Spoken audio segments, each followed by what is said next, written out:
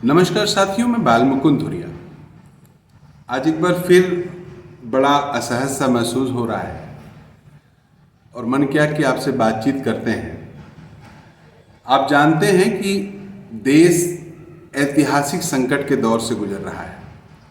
कुछ लोगों को ये बात अतिशयोक्ति लगेगी, लेकिन आप अगर गौर फरमाइए तो पिछले 10-12 वर्षों से देश के भीतर जो सांप्रदायिकता का जहर बोया गया है, उसका परिणाम अब आना शुरू हो गया है। उसका परिणाम अब दिखने लगा है। बात चाहे मणिपुर की हो, हरियाणा की हो, या चलती ट्रेन में जीआरपी सिपाही द्वारा नरसंहार करने की हो, या फिर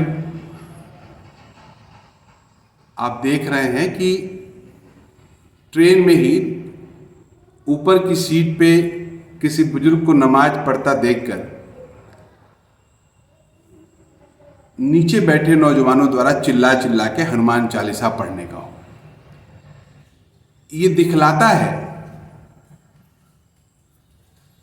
कि हमारे संविधान की जो आत्मा है, सर्वधर्म समभाव वाला, वो तार तार हो गया है। अब किसी धर्म, किसी मजहब के प्रति हमारे मन में कोई सम्मान, कोई इज्जत वाला मसला नहीं है। एक दूसरे को चिढ़ाना, एक दूसरे के खिलाफ एक्ट करना, एक दूसरे के खिलाफ बोलना, एक दूसरे के खिलाफ उस्काने वाली प्रवृत्ति थोड़ा ज़्यादा भर गई है।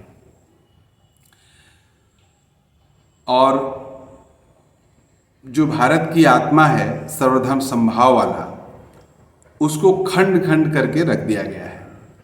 भाजपा और उसके पीछे आरएसएस अपने राजनीतिक लाभ के लिए, चाहे जाति हो, धर्म हो, संप्रदाय हो, इनके बीच कत्ल कर देने तक का संघर्ष चलवाने में पीछे नहीं रह रही है। आपको बड़ा ताज्जुब होगा, ये खास करके ये ट्रेन वाली जो घटना है, इसने इस बात को सोचने पे मजबूर कर दिया है कि आप कहीं भी रहें, आप पॉलिटिकल चर्चा में ना उलझें, आप किसी मजहब, किसी धर्म पे बात ना करें, आप चुप रह जाएं। नहीं तो आपके सामने पता नहीं कौन बैठा है, उसके दिमाग में क्या चल रहा है, वो किस नशे से वशीभूत है, किस विचारधारा से ग्रसित है, और वो आपके साथ किस तरह का व्यवहार कर दे, आप कल्पना नहीं कर सकते हैं। देश भर में राहुल गांधी जी के नेतृत्व में, कांग्रेस के नेतृत्व में जो इंडिया नाम का गठबंधन बना है, उत्तर प्रदेश में समाजवादी पार्टी उसकी मजबूत भागीदार है, हिस्सेदार है, उसमें शामिल है। और यूपी में समाजवादी पार्टी लगातार इस काम को करने में लगी हुई है कि कैसे इस जहर को कम किया जाए, इस जहर को समाप्त किया जाए। और पूरे देश भर में राहुल गांधी और उनकी कांग्रेस इस काम को करने में लगी है। ये पॉलिटिकल लोग हैं, पॉलिटिक्स अपने तरीके से कर रहे हैं और इस जहर को कम करने का प्रयास कर रहे हैं। लेकिन सिविल सोसाइटी के होने के नाते, समाज के भीतर का अंग होने के नाते, क्या हमारी आपकी कोई जिम्मेदारी नहीं है? और खास करके हमारे आपके बच्चे इसी समाज में चलते हैं। अभी मैं वो रेल वाला वीडियो देख रहा था, मैं यहाँ दिखा नहीं सकता हूँ, यूट्यूब तुरंत बैन कर देगा हमारे चैनल को, हमारे चैनल के खिलाफ कार्रवाई हो जाएगी। 3 एज के बच्चे 18-20 साल के आसपास के जोर जोर से हनुमान चालीसा पढ़ रहे हैं, उसको देख रहे हैं। और फिर मैंने देखा अभी इस सब को देखते हुए, इस संकट को समझते हुए, कि देश में एक ऐसा हिस्सा, ऐसा वर्ग पैदा हो गया है जो सोशल मीडिया पे आपको गरियाने में कोई कोर कसर नहीं छोड़ेगा, आपके खिलाफ अद्द-बद्द बोलने में। और हम लोगों को छोड़िए, मैंने उदित राज जी को देखा, मैंने मायावती जी को देखा, मैंने अजीत अंजुम जी को देखा, मैंने रवीश कुमार जी को देखा, सबका वाल मैंने चेक किया, फेसबुक, इसका, ट्विटर का। इन लोगों को भी बहुत सारी गालियां पड़ रही हैं। माने इस स्तर की गालियां पड़ रही हैं कि आप नहीं दे सकते अपने मुंह से। ये हिस्सा कौन सा हिस्सा है? जिसको कोई समस्या हो अपनी बात कहे, आलोचनात्मक ढंग से अपनी बात कहे, आलोचना करे, आप गलत हैं ये कहे, लेकिन अब गाली गलौज दे रहे हैं। ये कैसा समाज बना के रख दिया है आरएसएस और भाजपा ने कि यहां अगर जो बात आपको पसंद नहीं है आप उसको बल भर गरियाओ और सामने मिल जाए तो मार दो, कत्ल कर दो। ये जहनियत जो तालिबानी दिमाग सेट कर दिया है, इस बीमारी से आप भी ग्रसित हो सकते हैं। कदाचित आपका बच्चा भी ग्रसित हो सकता है। घर से निकला हो और आप फिर टीवी अखबार में उसका फोटो और उसका नाम देख के चौंक जाए कि हमारा लड़का ऐसे कैसे हो गया।